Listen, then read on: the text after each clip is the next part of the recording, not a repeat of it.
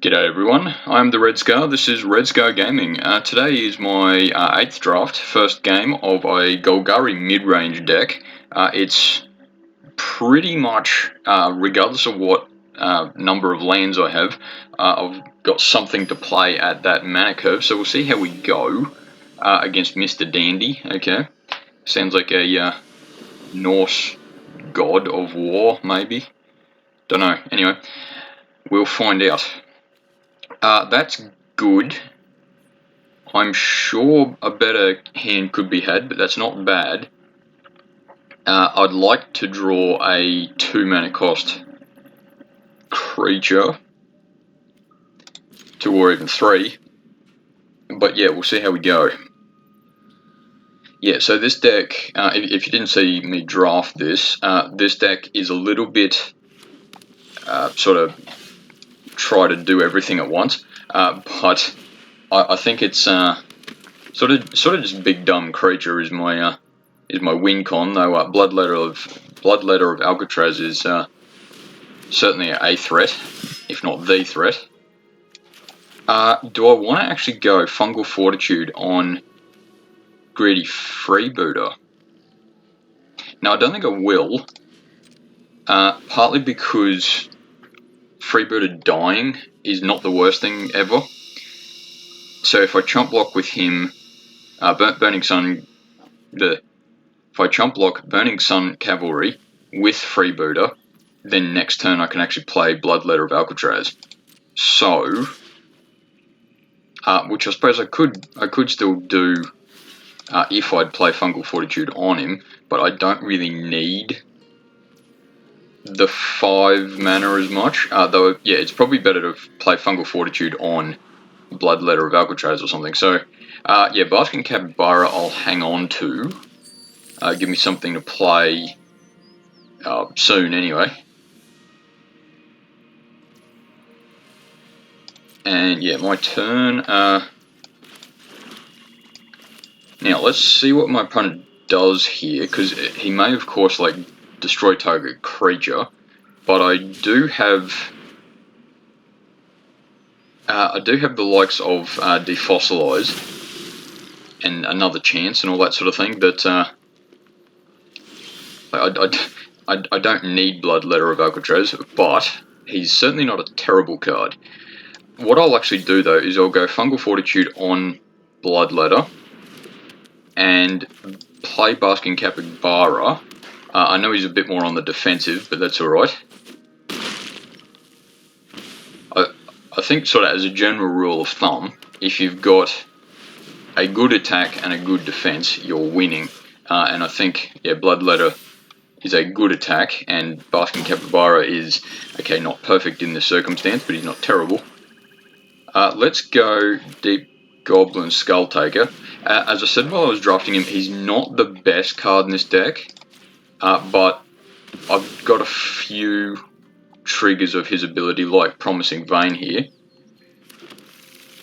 that, yeah, sure, I'm not going to win the game just yet.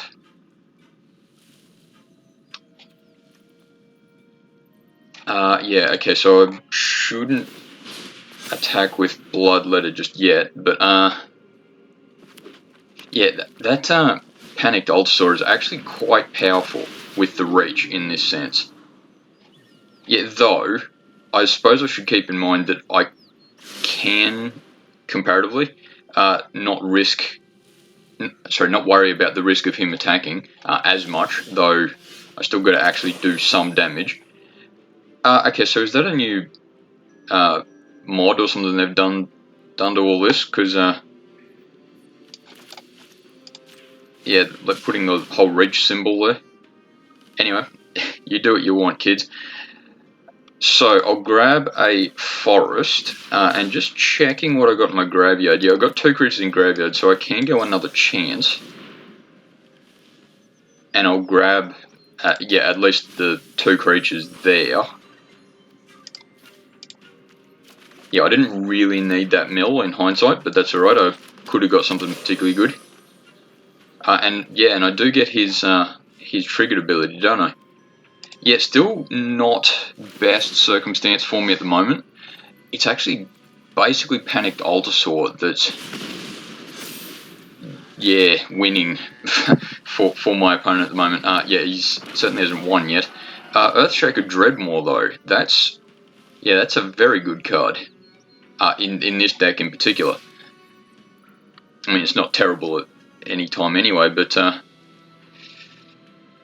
yeah, okay. So yeah, I think I've got to at least chump block the Stomper here, because like while he's not threatening lethal just yet, I know that in Gruul in general can do something along the lines of like target creature gets trample and gets bigger, and suddenly you take lots more damage than you thought you were going to. So yeah, you got to be a little bit careful on that sort of thing. Now I'm grabbing another forest. My opponent is quite possibly thinking why'd he do that, but he doesn't know that I've got Defossilize in hand, so I can get Nurturing Bristleback whenever I need to, basically. Yeah, Alcatraz, Bloodletter of Alcatraz, I know that's not what he's actually called, but anyway, he's still not quite big enough to get over that 4/5. I'm not sure exactly how I can attack with the Altasaur untapped. Yeah, that Earthshaker Dreadmaw is going to be a bit of a problem, because it is a 6/6. Though what I might be able to do actually is go block it with the 5/5 Skull Taker now, and Greedy Freebooter, which will take it out. I know that's not the best trade the world's ever seen, but it'll get rid of the one thing that I can't just chump block to my heart's content.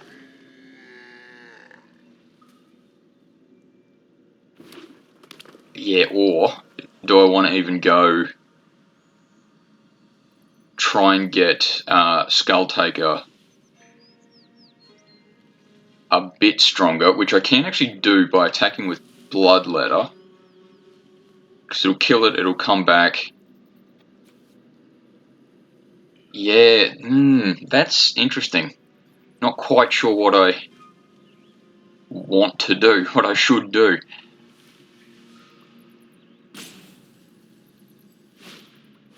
Yeah, it's probably a little bit wait and see what I draw, but yeah, okay, the Nurturing Bristleback makes my opponent's board actually rather threatening, because while I can see why he's not attacking with the Cavalry or the Panicked Altasaur,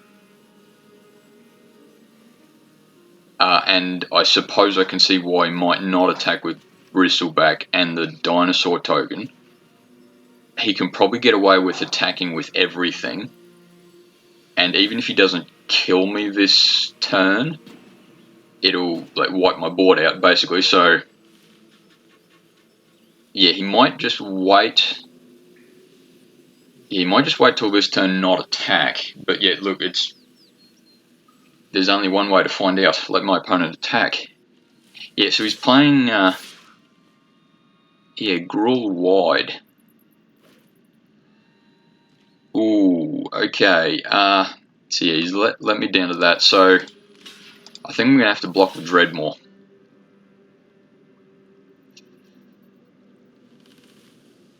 Yeah, I think I'm gonna have to. I don't really want to, but yeah, otherwise, I mean, he's threatening lethal in that sense anyway, so got to keep that in mind. I suppose I'll get the Scry, which will be, yeah, good, if not necessarily game winning, because I'm pretty ripe for lands.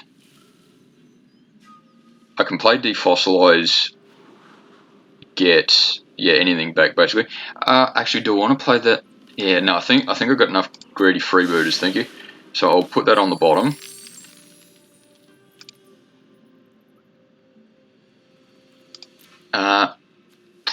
Yeah, I have options though, don't I? So I can Defossilize.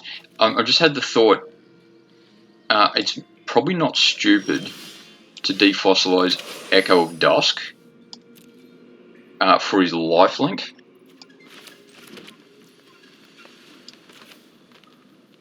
I know Tithing Blades are not going to win me the game just right now, but we'll see what happens.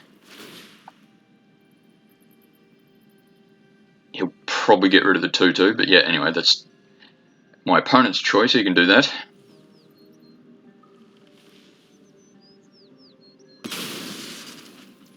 Yeah, that's alright, it's not a win con anyway. Defossilize. Yeah, I might just go nurturing Bristleback, because it could be a... Yeah, if it's a 6-6, that's great. Staggering Size I'll keep. Yeah, Staggering Size will actually be very good, because that's... Oh, it's to the point, it's almost threatening lethal then, isn't it? Because if I go Staggering Size on Bloodletter of Alcatraz, there's not much my opponent can do about it. Yeah, it won't kill him because it will use the Altar Sword to block, you'd think, but and that won't kill him. But it'll get rid of the Altar Sword. The Bloodletter will survive, and it's going to come back one way or another. And in fact, even if my opponent does destroy it this turn, it'll come back. Okay, 2-4, but Staggering Size will be good enough, so it'll be pretty dangerous. Yeah, it's basically, though, I have to survive this turn, don't I? Which I think I actually can, because the Bristleback... Look, if he attacks with everything, yes, I've got to block. Ooh. If he attacks with everything, I can only afford to not block the token. But I ultimately... Yeah, survive, long story short. And I still attack with Bloodletter next turn, depending on what he attacks with.